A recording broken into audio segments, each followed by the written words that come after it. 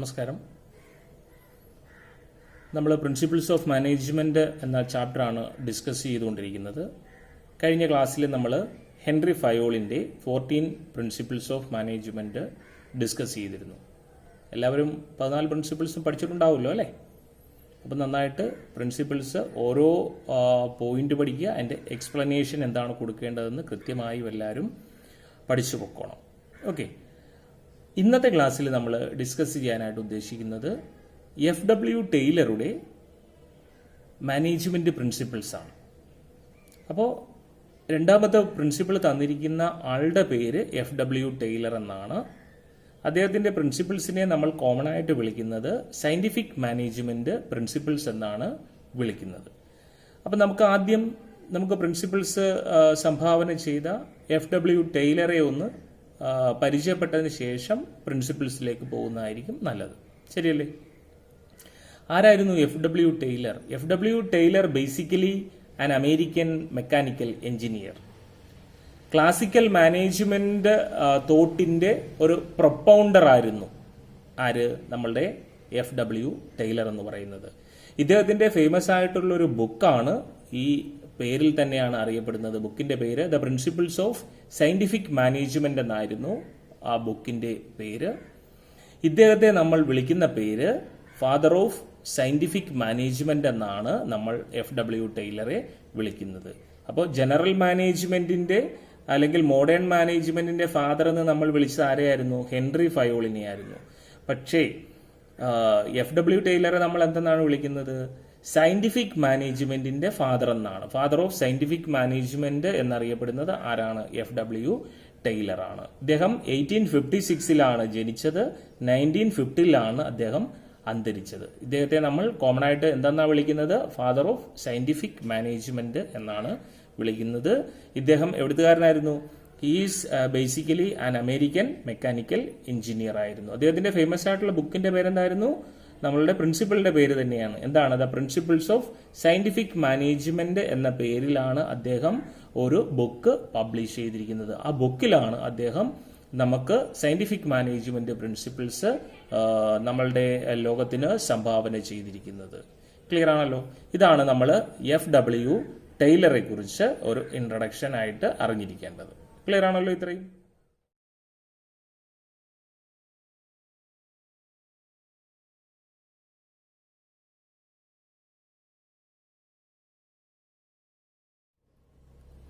Then നമ്മൾ scientific management പ്രിൻസിപ്പിൾസിലേക്ക് എത്തുമ്പോൾ നമ്മൾ ഓർക്കേണ്ട ഒരു കാര്യം, എന്താണ് scientific management principles? What you mean by scientific management principles എന്ന് ചോദിച്ചാൽ നമ്മൾ എന്താണ് ആൻസർ കൊടുക്കേണ്ടത്? ആ പേരിൽ അതിന്റെ മുഴുവൻ മീനിങ്ങും ഒളിഞ്ഞിരിപ്പുണ്ട്. എന്താണ് പേര്? സയന്റിഫിക് മാനേജ്മെന്റ് പ്രിൻസിപ്പിൾസ് ആണ്. അപ്പോൾ മാനേജ്മെന്റിൽ സയന്റിഫിക് ആയിട്ടുള്ള വശങ്ങൾ ഇൻട്രൊഡ്യൂസ് ചെയ്യുകയാണ്. എന്താണ് സയന്റിഫിക്? സയൻസ് പരമായിട്ടുള്ളത്, ശാസ്ത്രീയമായത്. അപ്പോൾ മാനേജ്മെന്റിൽ എല്ലാം ശാസ്ത്രീയമായ പിൻബലത്തിൽ, ശാസ്ത്രീയമായ അടിത്തറയുടെ അടിസ്ഥാനത്തിലാണ് മാനേജ്മെന്റ് മുന്നോട്ട് പോകേണ്ടത്. അല്ലാതെ പുരാതനമായ മെത്തേഡുകളൊക്കെ ഇനി അഡോപ്റ്റ് ചെയ്യുന്നത് ശരിയല്ല. അതെല്ലാം എന്ത് ചെയ്യണം? മാറ്റിവെക്കണം. അപ്പൊ ഇതുവരെ മാനേജർമാര് ഡിസിഷൻസ് മേക്കിംഗ് നടത്തിക്കൊണ്ടിരുന്നത്, ഡിസിഷൻസ് എടുത്തുകൊണ്ടിരുന്നത് എങ്ങനെയായിരുന്നു? അവരുടെ ഇതുവരെയുള്ള എക്സ്പീരിയൻസ്, അവരുടെ ഇൻഡിവിജ്വലിസം, ഇതിന്റെയൊക്കെ അടിസ്ഥാനത്തിലായിരുന്നു അവർ തീരുമാനം എടുക്കുന്നത്. ഓരോ വ്യക്തിയും ഒരു തീരുമാനം എടുക്കുന്നു, അത് ആ സ്ഥാപനത്തിലേക്ക് അടിച്ചേൽപ്പിക്കുന്ന ഒരു സമ്പ്രദായമായിരുന്നു നിലവിലിരുന്നത്. അപ്പോൾ നമ്മളുടെ ടൈലർ പറയുകയാണ്, ഈ പറയുന്ന പ്രാചീനമായ ഡിസിഷൻ മേക്കിംഗ് രീതികൾ മാറ്റിയിട്ട് നമ്മൾ എന്ത് അഡോപ്റ്റ് ചെയ്യണം? മോഡേൺ ടെക്നിക്കുകൾ അഡോപ്റ്റ് ചെയ്യണം. അവിടെയാണ് അദ്ദേഹം പറഞ്ഞത് എല്ലാ തീരുമാനങ്ങൾക്കും എന്ത് വേണം? ശാസ്ത്രീയമായ അടിത്തറയുണ്ടായിരിക്കണം. അപ്പോൾ സയന്റിഫിക് അപ്രോച്ചിലൂടെ ഡിസിഷൻ മേക്കിംഗ് കൊണ്ടുവരണം എന്നതാണ് ഏത് പ്രിൻസിപ്പിൾ കൊണ്ട് ഉദ്ദേശിക്കുന്നത്? സയന്റിഫിക് മാനേജ്മെന്റ് പ്രിൻസിപ്പിൾ കൊണ്ട് ഉദ്ദേശിക്കുന്നത്. അത് ഏതൊക്കെ കാര്യങ്ങളിലാണ്? Adopt efficient methods of production, scientific selection, scientific training to workers and harmony between workers and management. അപ്പോൾ പ്രൊഡക്ഷന്റെ കാര്യത്തിൽ സയന്റിഫിക് മെത്തേഡുകൾ അഡോപ്റ്റ് ചെയ്യണം. പുരാതനമായ രീതികളൊക്കെ മാറ്റിയിട്ട് മോഡേൺ മെഷീനറികളൊക്കെ ഉപയോഗിച്ചുകൊണ്ട് പ്രൊഡക്ഷൻ മാക്സിമൈസ് ചെയ്യണം. പിന്നെന്താണ്, എംപ്ലോയീസിനെ സെലക്ട് ചെയ്യുന്ന എങ്ങനെയായിരിക്കണം? സയന്റിഫിക് മെത്തേഡിലൂടെ സെലക്ഷൻ നടത്തണം. അങ്ങനെ സെലക്ട് ചെയ്യുന്ന എംപ്ലോയീസിന് എന്ത് കൊടുക്കണം? പ്രോപ്പർ ട്രെയിനിങ് കൊടുക്കണം. അതുവഴി എംപ്ലോയീസും വർക്കേഴ്സും തമ്മിൽ നല്ലൊരു ഹാർമണി ഉണ്ടാകണം. ഇതൊക്കെയാണ് സയന്റിഫിക് മാനേജ്മെന്റ് പ്രിൻസിപ്പിൾസിലൂടെ ആര് മുന്നോട്ട് വെക്കുന്നത്? FW ടൈലർ മുന്നോട്ട് വെക്കുന്നത്. അപ്പോൾ സയന്റിഫിക് മാനേജ്മെന്റിന്റെ മീനിങ് ചോദിച്ചാൽ what is the meaning of scientific management എന്ന് ചോദിച്ചാൽ നമുക്ക് എന്താ കൊടുക്കാൻ പറ്റുക? Scientific approach introduced in the field of management, that is called scientific management. Management തലത്തിൽ നമ്മൾ എന്ത് കൊണ്ടുവരാൻ പോവുകയാണ്? ശാസ്ത്രീയമായ വശങ്ങൾ കൊണ്ടുവരാൻ പോവുകയാണ്. ഡിസിഷൻ മേക്കിംഗ് എല്ലാം ഇനി എങ്ങനെയായിരിക്കണം? ശാസ്ത്രീയമായ രീതിയിലായിരിക്കണം. അല്ലാതെ ഹിറ്റ് ഓർ മിസ്, ഇല്ലേ, കൊണ്ടു പോയാ പോയി, അങ്ങനെയുള്ള രീതികളൊന്നും പാടില്ല. ഇൻഡിവിജ്വലിസം പാടില്ല. പിന്നെ എങ്ങനെയായിരിക്കണം?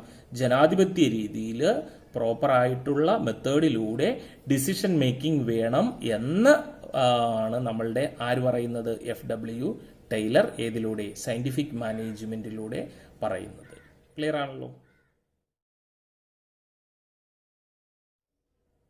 നെക്സ്റ്റ് നമുക്ക് സയന്റിഫിക് മാനേജ്മെന്റ് പ്രിൻസിപ്പിൾസ് ഏതൊക്കെയാണെന്ന് ഒന്ന് ഡിസ്കസ് ചെയ്യാം.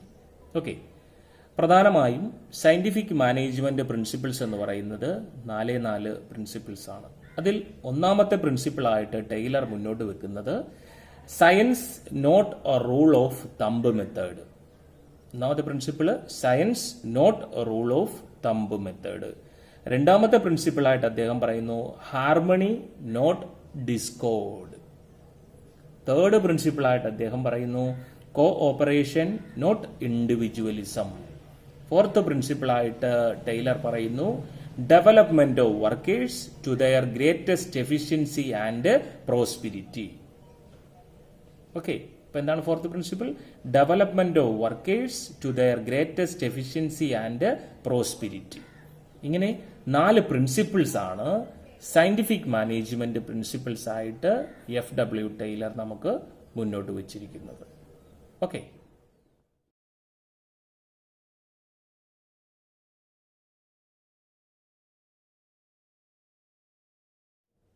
ഓക്കെ, നമുക്ക് ഫസ്റ്റ് പ്രിൻസിപ്പിളിലേക്ക് വരാം. എന്തായിരുന്നു നമ്മുടെ ഒന്നാമത്തെ principle? Science and not rule of thumb method. Science ആയിരിക്കണം, സയന്റിഫിക് ആയിരിക്കണം, ശാസ്ത്രീയമായിരിക്കണം. And not rule of thumb method. പ്രാചീന മെത്തേഡുകൾ ഒന്നും നമുക്ക് വേണ്ട. നമുക്ക് എന്തു മതി? ശാസ്ത്രീയമായ മെത്തേഡുകൾ മാത്രം മതി. എല്ലാ കാര്യങ്ങളിലും എന്തു വേണം? ശാസ്ത്രീയമായ അടിത്തറ ഉണ്ടാകണം എന്നതാണ് ഏത് science not rule of thumb എന്ന പ്രിൻസിപ്പിളിലൂടെ ആരുദ്ദേശിക്കുന്നത്? FW ടൈലർ ഉദ്ദേശിക്കുന്നത്. അപ്പൊ Taylor advocate that each job performed in the organisation should be based on scientific study and analysis, not on intuition or individualism or hit or miss or trial and error method. അപ്പോ കൊണ്ടു പോയാ പോയി, അങ്ങനെയുള്ള മെത്തേഡുകളൊന്നും പാടില്ല. ശരിയാകുമെങ്കിൽ ശരിയാകട്ടെ, ഇങ്ങനെയുള്ള decisions ഒന്നും എടുക്കാനായിട്ട് പാടില്ല. അപ്പോൾ പ്രാചീനമായി ഇത്തരത്തിൽ എടുത്തുകൊണ്ടിരുന്ന, തന്റെ എക്സ്പീരിയൻസിന്റെ അടിസ്ഥാനത്തിൽ എടുത്തുകൊണ്ടിരുന്ന എല്ലാ മെത്തേഡുകളും എല്ലാ ഡിസിഷനുകളും ഒഴിവാക്കണം, മാറ്റണം. എന്നിട്ട് നമ്മൾ എന്ത് ചെയ്യണം? ഡിസിഷൻ മേക്കിങ്ങിന് ശാസ്ത്രീയമായ അടിത്തറ കൊണ്ടുവരണം. ഇതാണ് ഏത് പ്രിൻസിപ്പിൾ കൊണ്ട് ഉദ്ദേശിക്കുന്നത്? നമ്മളുടെ science and not rule of thumb method എന്ന പ്രിൻസിപ്പിളിലൂടെ ആരാ ഉദ്ദേശിക്കുന്നത്? FW ടൈലർ ഉദ്ദേശിക്കുന്നത്. അപ്പോൾ എന്താണ് ഇവിടെ ടൈലർ പറഞ്ഞിരിക്കുന്നത്? സ്പെസിഫൈ ചെയ്യേണ്ട എന്തിനെ കുറിച്ചാണ്? നമ്മൾ സ്പെസിഫൈ ചെയ്ത് പറയേണ്ടത് ഡിസിഷൻ മേക്കിംഗ് സയന്റിഫിക് ആകണം, പ്രോപ്പർ മെത്തേഡ് നമ്മൾ യൂസ് ചെയ്യണം. അല്ലാതെ ഡിസിഷൻസ് എടുക്കുന്നത് ഇൻഡ്യൂഷൻ, ഇല്ലേ, എന്തെങ്കിലും മിഥ്യാധാരണയുടെ പേരിലോ ഹിറ്റ് ഓർ മിസ്, കിട്ടിയാ കിട്ടി പോയാ പോട്ടെ എന്നുള്ള രീതി, അതൊന്നും പാടില്ല. പിന്നെയോ trial and error or chance method. ഒരുപക്ഷെ ശരിയാകുമായിരിക്കും, ഇങ്ങനെയൊന്നും ഡിസിഷൻ എടുത്തിട്ട് കാര്യമില്ല. ആരാ പറയുന്നേ? FW ടൈലർ പറയുകയാണ്. അല്ലെങ്കിൽ അദ്ദേഹത്തിന്റെ എക്സ്പീരിയൻസ്, ആരുടെ? മാനേജർ തന്റെ എക്സ്പീരിയൻസിന്റെ അടിസ്ഥാനത്തിലായിരുന്നു ഡിസിഷൻസ് എടുത്തുകൊണ്ടിരുന്നത്. ഇതൊക്കെ ഒഴിവാക്കിയിട്ട് എല്ലാ കാര്യങ്ങളിലും ശാസ്ത്രീയമായ വശങ്ങൾ വെച്ചുകൊണ്ട് വളരെ സയന്റിഫിക് ആയിട്ട് ഡിസിഷൻ മേക്കിംഗ് നടത്തി പോകണം എന്ന പ്രിൻസിപ്പിളാണ് ഒന്നാമത്തെ പ്രിൻസിപ്പിൾ. ഫസ്റ്റ് പ്രിൻസിപ്പിൾ അപ്പോൾ കിട്ടിക്കാണും. എന്താണ് first principle? Science and not rule of thumb method. എല്ലാത്തിലും എന്ത് കൊണ്ടുവരണം? ശാസ്ത്രീയമായ വശങ്ങൾ കൊണ്ടുവരണം എന്നതാണ് ഫസ്റ്റ് പ്രിൻസിപ്പിൾസിലൂടെ ആരുദ്ദേശിക്കുന്നത്? നമ്മളുടെ FW ടൈലർ ഉദ്ദേശിക്കുന്നത്. കിട്ടിയല്ലോ? ക്ലിയർ?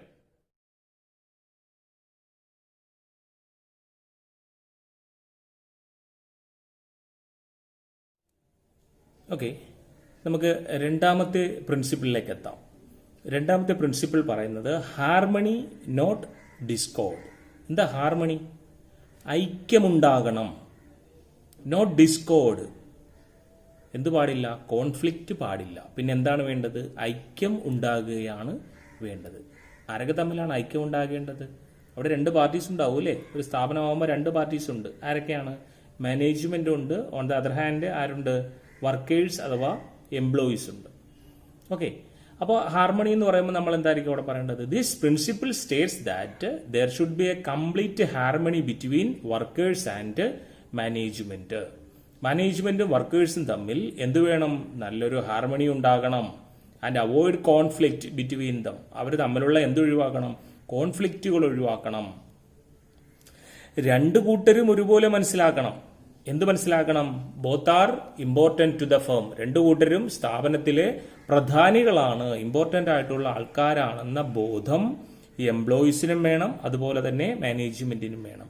അപ്പൊ എംപ്ലോയീസിന്റെ മാനസിക നിലയിൽ തന്നെ എന്തു വരുത്തണം? ഒരു പരിവർത്തനം ഉണ്ടാക്കണം.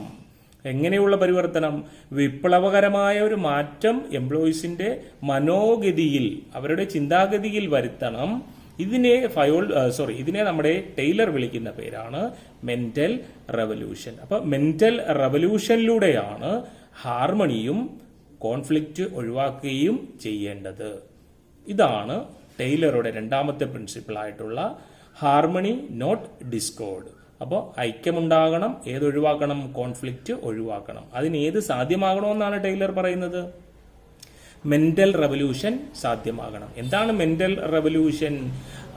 പിന്നെ എംപ്ലോയീസിന്റെയും അതുപോലെ നമ്മളുടെ മാനേജ്മെന്റിന്റെയും മനോഗതിയിൽ, അവരുടെ ചിന്താഗതിയിൽ ഉണ്ടാകുന്ന വളരെ ഇൻട്രസ്റ്റിംഗ് ആയിട്ടുള്ള ഒരു ചേഞ്ചാണ് നമുക്ക് ആവശ്യം. അപ്പോൾ വർക്കേഴ്സിന്റെ ചിന്താഗതിയിൽ ഉണ്ടാകുന്ന ഈ ചേഞ്ചസിനെയാണ് FW ടൈലർ എന്തെന്ന് വിളിക്കുന്നത്? മെന്റൽ റെവല്യൂഷൻ എന്നതുകൊണ്ട് ഉദ്ദേശിക്കുന്നത്. അപ്പോൾ രണ്ടാമത്തെ പ്രിൻസിപ്പിൾ നമ്മൾ കവർ ചെയ്യുന്നു, ഹാർമണി നോട്ട് ഡിസ്കോർഡ്. എന്തായിരുന്നു ഫസ്റ്റ് പ്രിൻസിപ്പിൾ? ഫസ്റ്റ് പ്രിൻസിപ്പിൾ പറഞ്ഞത് science and not rule of thumb method. ഇപ്പൊ എന്താണ് സെക്കൻഡ് പ്രിൻസിപ്പിൾ വന്നത്? Harmony not discord. എന്ത് പാടില്ല? വൈരുദ്ധ്യം, കോൺഫ്ലിക്റ്റ് പാടില്ല. പിന്നെ എന്ത് വേണം? ഐക്യമാണ് പുലരേണ്ടത്. അതിന് ഏതു വേണമെന്നാണ് പറയുന്നത്? മെന്റൽ റെവല്യൂഷൻ ആവശ്യമാണ്. ഇതൊക്കെ ആരുടെ അഭിപ്രായമാണ്? FW ടൈലറുടെ അഭിപ്രായമാണ്. കിട്ടിയല്ലോ?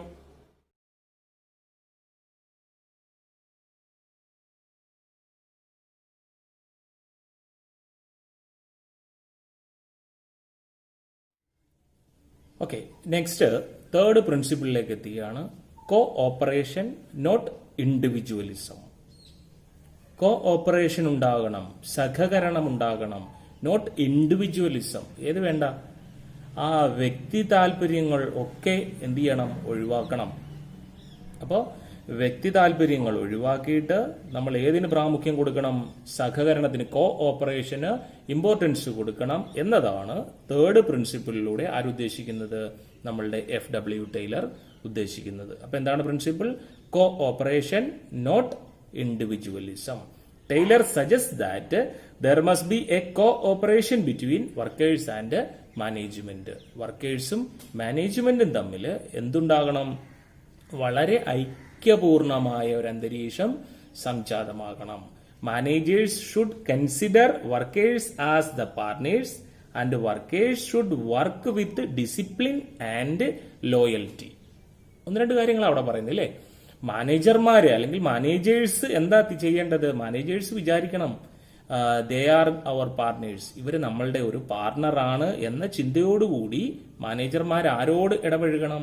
വർക്കേഴ്സിനോട് ഇടപഴകണം. ആൻഡ് എന്നതിന് കൂടെ തന്നെ പറയുകയാണ് വർക്കേഴ്സ് ഷുഡ് വർക്ക് വിത്ത്, വർക്കർമാർ എങ്ങനെ വർക്ക് ചെയ്യുകയും വേണം, ഇത് തങ്ങളുടെ സ്ഥാപനമാണ് എന്ന ഒരു ബോധ്യത്തോടു കൂടി ഡിസിപ്ലിനായിട്ടും ലോയൽറ്റിയോടും കൂടി. എന്താണ് ഡിസിപ്ലിൻ?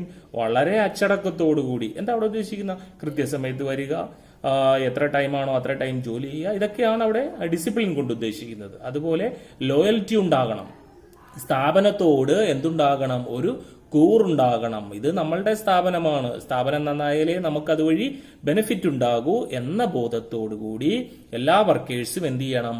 വർക്ക് ചെയ്യണം. ഇതാണ് ഏത് principle? Cooperation not individualism എന്ന പ്രിൻസിപ്പിളിലൂടെ FW ടൈലർ ഉദ്ദേശിക്കുന്നത്. അപ്പോൾ തേർഡ് പ്രിൻസിപ്പിൾ കിട്ടിയല്ലോ, cooperation not individualism. Clear?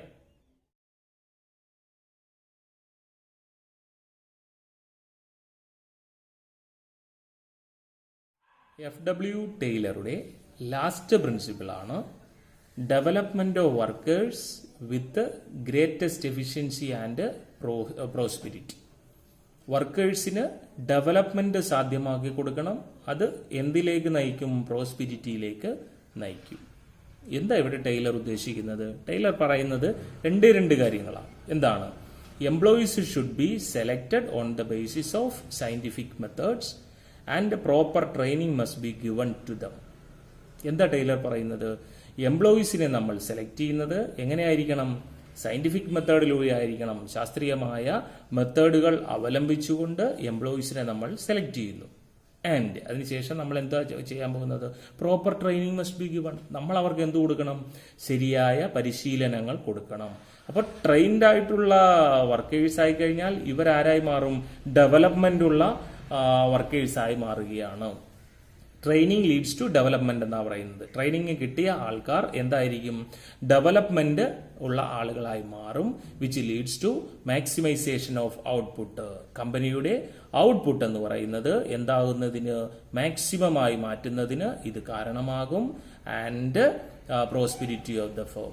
അങ്ങനെ ഔട്ട്പുട്ട് കൂടാൻ തുടങ്ങിയാൽ സ്ഥാപനത്തിന്റെ ഏതിലേക്ക്? പ്രോസ്പെരിറ്റിയിലേക്ക് ഇത് നയിക്കും. മാനേജർമാർ ഒരു കാര്യം ഓർക്കണം. എന്താണ്? കമ്പനിയുടെ ഔട്ട്പുട്ട് കൂടിയാൽ മാത്രമേ കമ്പനിക്ക് പ്രോസ്പെരിറ്റി ഉണ്ടാകൂ. അങ്ങനെ ഔട്ട്പുട്ട് കൂടണമെങ്കിൽ വർക്കേഴ്സ് എന്തായിരിക്കണം? ട്രെയിൻഡ് ആയിരിക്കണം. ട്രെയിൻഡ് ആയിട്ടുള്ള വർക്കേഴ്സ് എന്ത് നൽകും? എഫിഷ്യൻസി ഉള്ള പെർഫോമൻസ് നമുക്ക് നൽകും. അങ്ങനെ എഫിഷ്യൻസി ഉള്ള പെർഫോമൻസ് എല്ലാ വർക്കേഴ്സും നൽകുമ്പോൾ which leads to maximisation of output of the firm. സ്ഥാപനത്തിന്റെ ഔട്ട്പുട്ട് എന്ത് ചെയ്യും? ഉയരും, കൂടും. അങ്ങനെ ഔട്ട്പുട്ട് കൂടിയാൽ ഓവറോൾ റിസൾട്ട് ആയിട്ട് പ്രോസ്പെരിറ്റി ആയിരിക്കും. പ്രോസ്പെരിറ്റി ഫോർ ബോത്ത് പാർട്ടീസ്, എംപ്ലോയീസിനും അതുപോലെ തന്നെ മാനേജ്മെന്റിനും എന്തായിരിക്കും? പ്രോസ്പെരിറ്റി നന്നായിരിക്കും. ഇതാണ് FW ടൈലറുടെ ലാസ്റ്റ് പ്രിൻസിപ്പിൾ. എന്താണ് പ്രിൻസിപ്പിൾ പറയുന്നത്? Development of workers with greatest efficiency and prosperity.